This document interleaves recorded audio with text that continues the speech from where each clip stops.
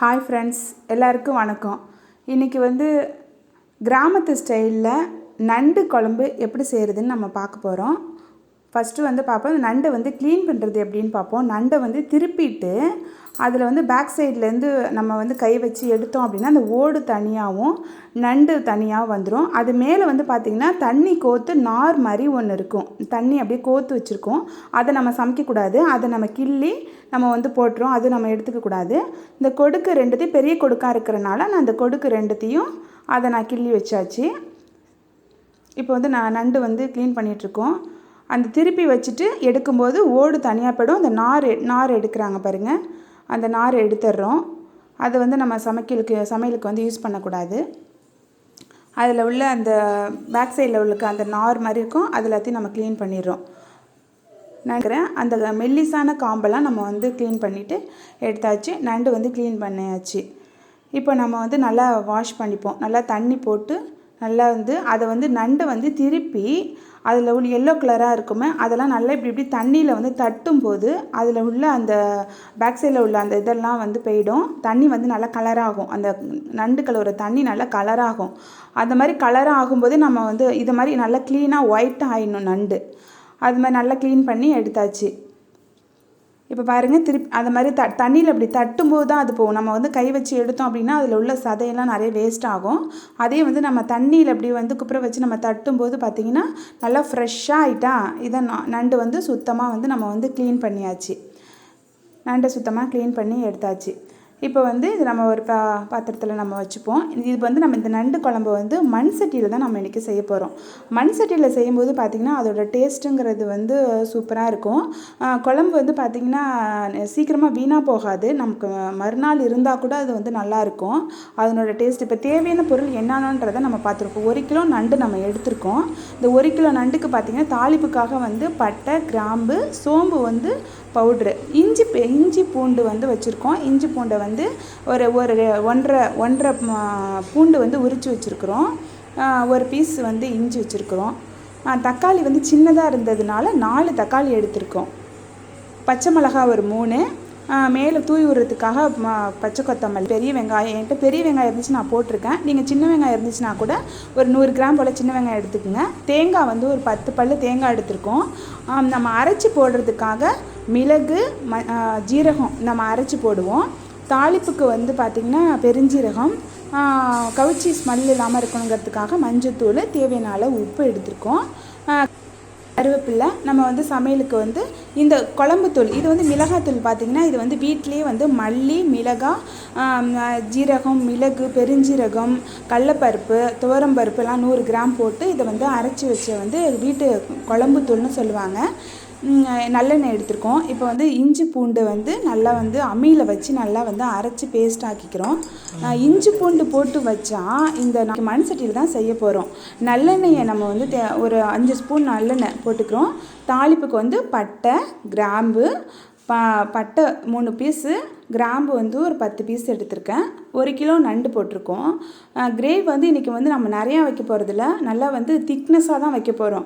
நண்டு குழம்புன்னு பார்த்திங்கன்னா பொதுவாக திக்காக வைக்கும்போது அதனோட டேஸ்ட் சூப்பராக இருக்கும். நண்டு நம்ம சாப்பிட்றதுக்கும் அதில் உள்ள மசாலாலாம் நல்லா இறங்கி நண்டில் அந்த மசாலாலாம் நல்லா ஒட்டி சூப்பராக இருக்கும். இப்போ பட்டையும் கிராம்பையும் போட்டு நல்லா எண்ணெயில் போட்டு நல்லெண்ணெய் போட்டு நல்லெண்ணெயில் நம்ம வறுத்து பொரிச்சுக்கிறோம். அதுலேயே நம்ம சோம்பு சோம்பு பவுட்ரு போட்டுக்கிறோம்.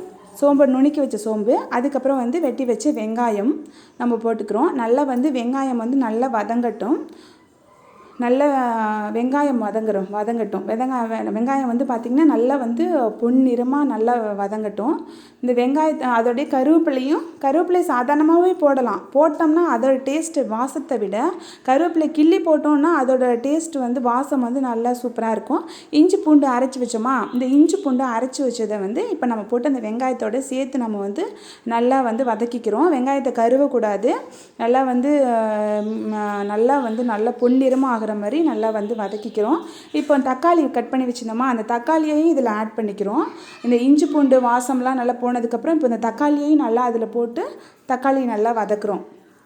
நல்லா தக்காளி வெங்காயம் அந்த இஞ்சி பூண்டு இந்த கருவேப்பிலை எல்லாம் வந்து அந்த நல்லெண்ணெயில் வந்து நல்லா வந்து வதக்கிக்கிட்டு இருக்கோம். இது பாருங்கள், நல்லா வந்து எண்ணெய் விட்டு நல்லா அப்படியே நல்லா வதங்கி வருது. இதுக்கு வந்து லைட்டாக 2 பிஞ்ச் அளவுக்கு வந்து நம்ம வந்து மஞ்சத்தூள் போட்டிருக்கோம். இதில் பார்த்திங்கன்னா காரத்துக்காக தனி மிளகாத்தூள் வந்து 1.5 ஸ்பூன் தனி மிளகாத்தூள் போட்டிருக்கோம். அப்போ வந்து ஜீரகம் மிளகும் பெருஞ்சீரகம் நம்ம அரைச்சி வச்சோமா, அந்த அரைச்சி வச்சதையும் இதுலேயே போட்டு இதில் நல்லா அதையும் நல்லா நம்ம வந்து வதக்கிக்கிறோம். அதுக்கப்புறம் வெறும் தேங்காய் நம்ம பேஸ்ட்டை அரைச்சி வச்சோமா, அந்த தேங்காயோட பேஸ்ட்டையும் நம்ம என்ன பண்ணிக்கிறோம், இதிலே போட்டு நல்லா வந்து வதக்கிக்கிறோம். நல்லா இந்த தேங்காவை இதை மாதிரி வதக்கும் போது பார்த்திங்கன்னா உங்களுக்கு சீக்கிரமாக அந்த கிரேவி வந்து கெட்டு போகாது. சாதாரணமாக நம்ம டைரெக்டாக ஊற்றினோம் அப்படின்னா கிரேவி சீக்கிரமாக கெட்டு போகும். இந்த மாதிரி தேங்காவை வந்து அதிலே வதக்கும் போது பார்த்திங்கன்னா நல்லா சூப்பராக நல்லா சீக்கிரமாக கெட்டு போகாமல் இருக்கும். இப்போ அந்த க்ளீன் பண்ணி வச்ச 1 கிலோ நண்டு நம்ம வந்து அதில் எடுத்து போட்டாச்சு. அதையும் நல்லா நம்ம வந்து மிக்ஸ் பண்ணிக்கிறோம். நல்லா வந்து அது நல்லா பெரட்டி அந்த மசாலா எல்லாம் இந்த நண்டில் வந்து அப்படியே நல்லா செட் ஆகி இந்த நண்டு ஒரு லைட்டான ஒரு ஹீட்டில் அந்த நண்டு வந்து நல்லா வந்து ஒரு லைட்டாக சூடு வரட்டும். அப்போ அது வரையும் நம்ம நல்லா அந்த நண்டை வந்து நல்லா அந்த மசாலாவோட சேர்த்து நல்லா கலக்கி விட்டுப்போம். இப்போ வந்து அது மாதிரி நல்லா வந்து மசாலோட சேர்ந்து நண்டு வந்து நல்லா வந்து வதங்கிட்டுருக்கு. வீட்டில் அரைச்சி வச்ச மிளகாத்தூள் இது ஒரு 2 ஸ்பூன் போட்டுக்கிறோம். இதுக்கு தேவையான அளவு உப்பு போட்டுக்கிறோம். நண்டு குழம்புக்கு தேவையான அளவு உப்பு போட்டுக்கிறோம். நல்லா இது மிக்ஸ் பண்ணிவிட்டு கிரேவி நமக்கு எவ்வளோ வேணுமோ அதுக்கு தகுந்தாப்புல தண்ணி ஊற்றிக்கிறோம். நல்லா இது நல்லா மிக்ஸ் பண்ணிடலாம்.